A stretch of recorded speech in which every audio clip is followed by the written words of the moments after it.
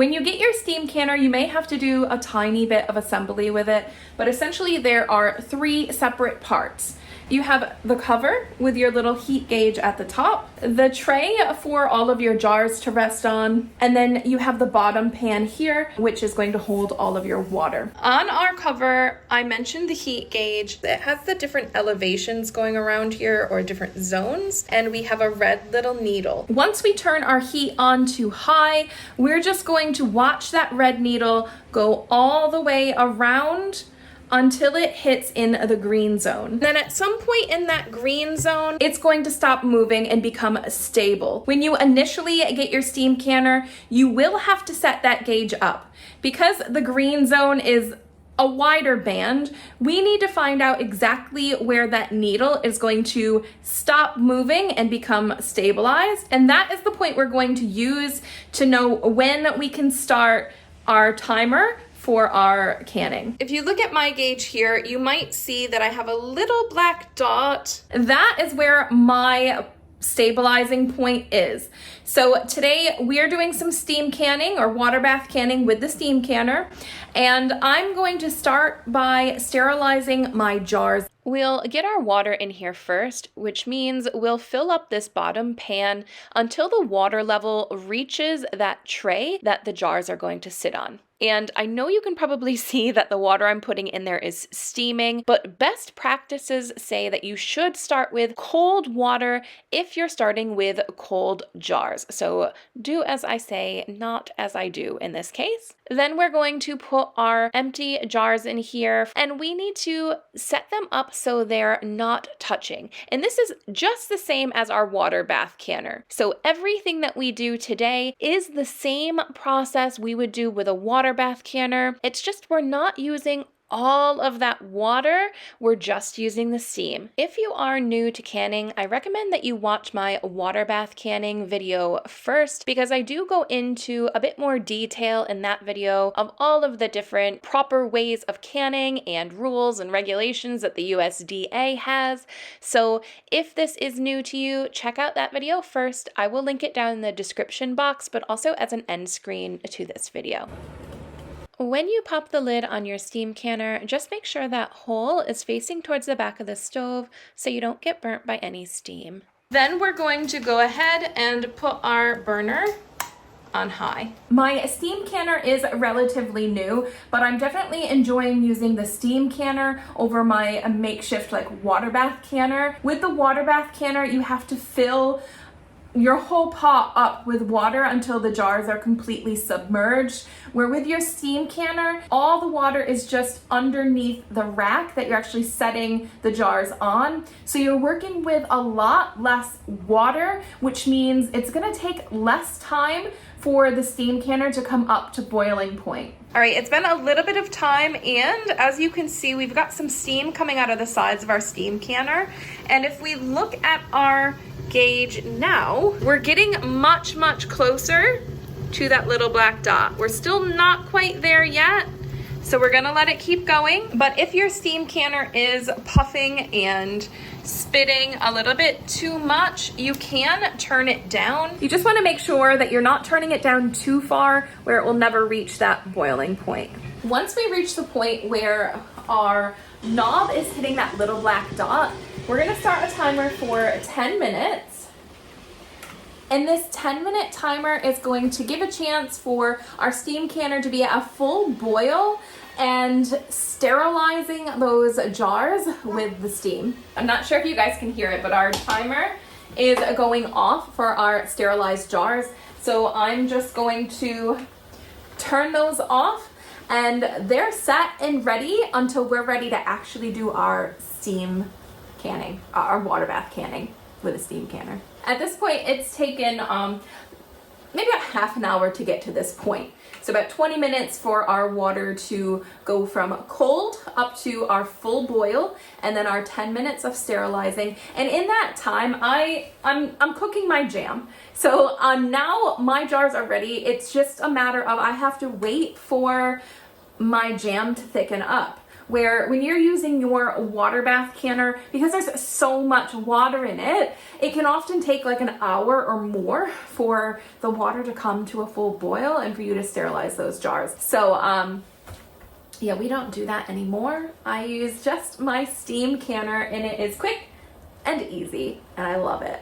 Now, obviously, I really like the steam canner, but the one negative that I have found about it is that if you have an actual water bath canner, which I've never had, I've always just used a big pot to do my water bath canning. But if you have an actual water bath canner, they are wide, just like this one, but they're taller. So with your water bath canner, a lot of them, they actually come with a rack. So if you're doing your pint-sized jars, you can do 2 levels of those and get double the amount done in one go. Where this doesn't have that choice. You just have the one level that you can do. So I have 9 jars in here right now.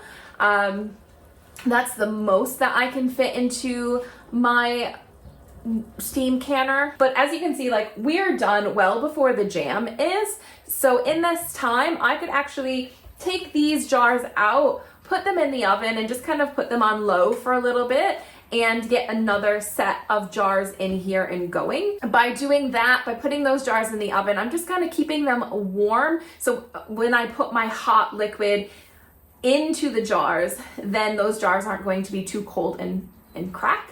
But also I'm giving myself the opportunity to do more jars and sterilize those. I've set a towel down on the counter just because we want to make sure that we're not putting the hot jars onto a cold counter, because then that increases the chances that these jars will crack. When you're taking them out, you don't want to grab them with your hands because they can be really, really hot. So I have a jar grabber. This is a super, super good investment if you don't have one. But we're going to go ahead and we're going to get these jars prepped to go back into the steam canner. And when we can things up, now you have to check what the regulations say for the headspace, but usually it's either 1/4 of an inch or 1/2 an inch.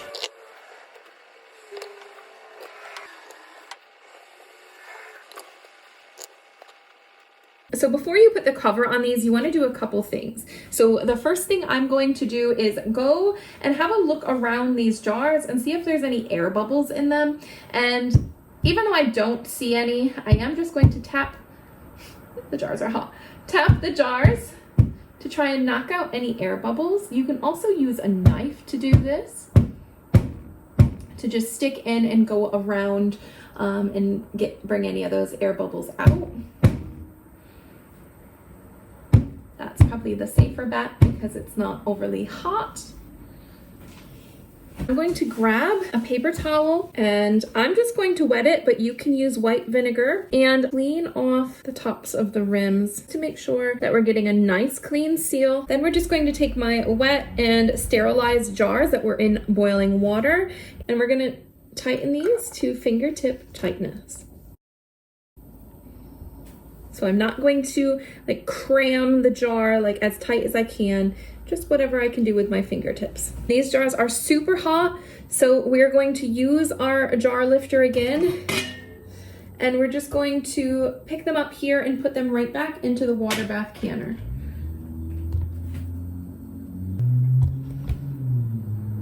And we're gonna turn this on high. So pretty quickly we were able to rise up to that black dot again, and we're just going to start our timer now. So I'm going to start this for 10 minutes because we're working with jam. Even though we are using a steam canner, it's still considered a water bath canning. The only difference is with an actual water bath canner, you're fully submerging your jars into the water, where here it is just the steam that is sterilizing our preserves for us. However, the process in order to preserve your things is the same as a water bath canner would be. Our timer is going off. So what I'm going to do is our steam canner is now done with its process. So I'm going to turn the burner off. I'm going to leave it on that burner, And I'm going to set another timer for 7 minutes. And then after that 7 minutes is done, then we're just going to pull those cans out of the steam canner to finish cooling on the counter wrapped up in a towel. Okay, it's time to pull them out of the steam canner. So I'm just going to lift up the cover, which is extremely hot. I'm just gonna set that off to the side. And then I'm grabbing my jar lifter again, and I just grab them by the tops. And I'm gonna carry this over to the table where I have a towel set out. Did you hear that pop? That's one of them sealing. Ooh, 2, yes. So they're already sealing up. That's the glorious sound that you want to hear. So hopefully we'll hear that 1, 2, 3, 4, 5 times.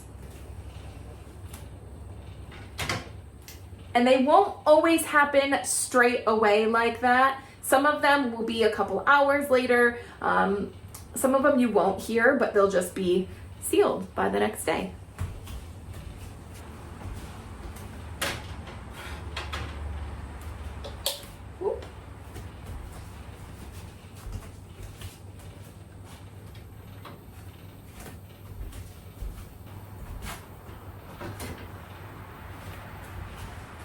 All right, we've got them all over here on the table, and I have spaced them out. Again, you don't want the jars to be touching each other, so they're all spaced out. I have 3 of them have already sealed. And now with these jars, I'm then going to cover them up. Well, maybe not with that one. I'm just gonna cover them up and put a little cloth in between. Usually I have a big towel that I do this, a bath towel. And it works much easier because it's always big enough, but that's all right. I love my steam canner. If you are interested in getting a steam canner, I will put one down in the description box below.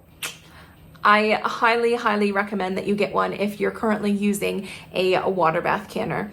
It's so nice and easy and so quick. If you have other questions about using the steam canner or the process that goes along with it, put it down in the description box below. I will answer all the questions that I can. But that is it for today, guys. I will also link my water bath canning guide up here on the screen in case you're interested in doing that.